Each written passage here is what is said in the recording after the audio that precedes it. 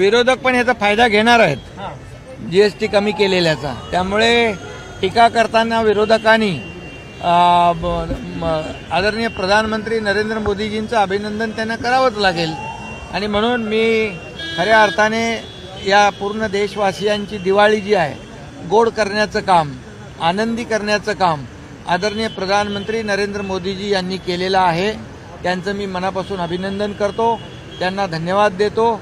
आणि त्याचबरोबर आपल्या अर्थमंत्री निर्मला सीतारामजी यांनी देखील मोठं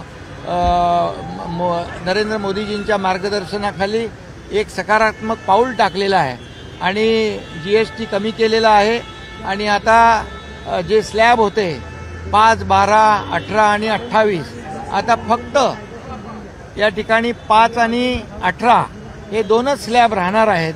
त्यामुळे या ठिकाणी अगदी विमा पॉलिसीला 0 जीएसटी केलेला आहे, जीवनावश्यक वस्तूंना 5% केलेला आहे आणि त्याबरोबर सर्वसामान्य लोकांचे जे काही गरजा आहेत, लागणाऱ्या ज्या काही त्यांना लागणाऱ्या वस्तू आहेत यांच्यावर जीवनावश्यक वस्तू ज्या आहेत त्यांच्यावर जीएसटी कमी केलेला आहे।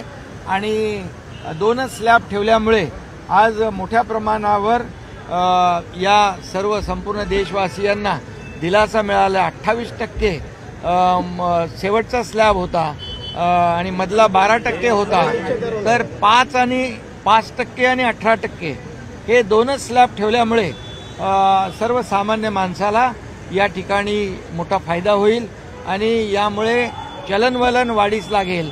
खऱ्या अर्थाने अर्थव्यवस्था जी आहे अधिक मजबूत होईल, कारण जे काही कमी केल्यामुळे सर्वसामान्य कंझ्युमर जो आहे, ग्राहक आहे, त्याला फायदा झाल्यामुळे यामध्ये जे काही खरेदी करण्याचं प्रमाण आहे, जे या ठिकाणी बाजारपेठेमध्ये जे लोकांना जो फायदा होणार आहे त्याच्यामुळे अर्थव्यवस्थेला चालना मिळणार आहे। एक इकोसिस्टीम जी आहे ती मजबूत होईल आणि खऱ्या अर्थाने जे अमेरिकेचे ट्रम्प आहेत ट्रम्पने जे टेरिफ लावलेला आहे त्याचा खऱ्या अर्थाने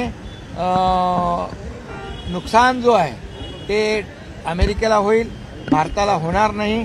आणि भारत या ट्रम्प टेरिफमुळे आत्मनिर्भरतेकडे जातोय आणि भारत सक्षम होईल आणि स्वतः या ठिकाणी ट्रम्पच्या टेरिफला आदरणीय प्रधानमंत्री महोदयांनी एक चोख उत्तर दिल्याचं या जीएसटीच्या निर्णयावरून दिसून येतं। कारण यापूर्वी देखील आदरणीय प्रधानमंत्री म्हणाले होते की या देशातले शेतकरी असतील, सर्वसामान्य माणूस असेल, याच्याबरोबर कुठलीही तडजोड या ट्रम्प टेरिफमुळे केली जाणार नाही। त्यांचा जो हक्क आहे, त्यांचे अधिकार आहेत ते अबाधित राहतील आणि त्यांनी सांगितल्याप्रमाणे या ठिकाणी त्यांनी निर्णय घेतलेला आहे। आणि म्हणून मी आदरणीय प्रधानमंत्री नरेंद्र मोदीजींचं मनापासून अभिनंदन करतो। जे बोलतात तसंच करतात आणि त्यांनी हे संपूर्ण देशवासियांची दिवाळी जी आहे आनंदामध्ये जाईल आणि भविष्यात देखील ही अर्थव्यवस्था जी आहे आपली सक्षम करण्याचं काम, आपली देशाची अर्थव्यवस्था 11व्या नंबरवरून 5व्यावर आणून 4थ्यावर आणून जे 3ऱ्यावर आणण्याचं जे स्वप्न आहे मोदीजींचं ते पूर्ण होईल आणि देश आर्थिक महासत्तेकडे वाटचाल करताना या निर्णयामुळे दिसतो। निर्णयामुळे कुठेतरी विरोधकांना चपराक म्हणता येईल आणि येणाऱ्या काळात पुन्हा हा देश आता प्रगतीला जाऊ शकतो। खरं म्हणजे हा आपण म्हणतो नवा भारत आहे, जे आदरणीय प्रधानमंत्री महोदयांच्या नेतृत्वाखाली देश पुढे जातोय आणि देशाचा डंका संपूर्ण जगात वाजवला जातोय। आणि म्हणूनच विरोधकांना देखील एक काय म्हणू मी चपराक नाही, परंतु खऱ्या अर्थाने जे विरोधात बोलतात प्रधानमंत्री महोदयांच्या त्यांना एक मोठी चपराक आहे।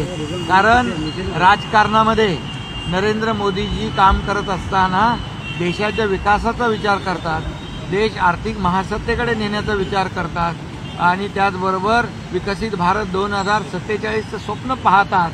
परंतु दुर्दैवाने त्यांच्यावर नेहमी देशामध्ये आणि विदेशात गेल्यावर राहुल गांधी असतील आणि त्याचबरोबर त्यांची इंडिया अलायन्स नेहमी टीका करत असते।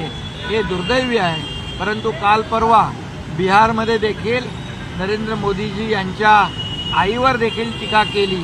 ही एक निंदनीय आहे, अशोभनीय आहे, दुर्भाग्यपूर्ण आहे. आणि म्हणून मोदी साहेबांची आईचा अपमान म्हणजे तमाम या देशातल्या माता भगिनींचा अपमान आहे. आणि या ठिकाणी तमाम माता भगिनी याचं चोख उत्तर या ठिकाणी विरोधकांनी देतील. आणि नरेंद्र मोदीजी यांच्या पाठीमागे अनेक अनेक आशीर्वाद आणि पाठिंबा या सर्व माता भगिनींचा राहील.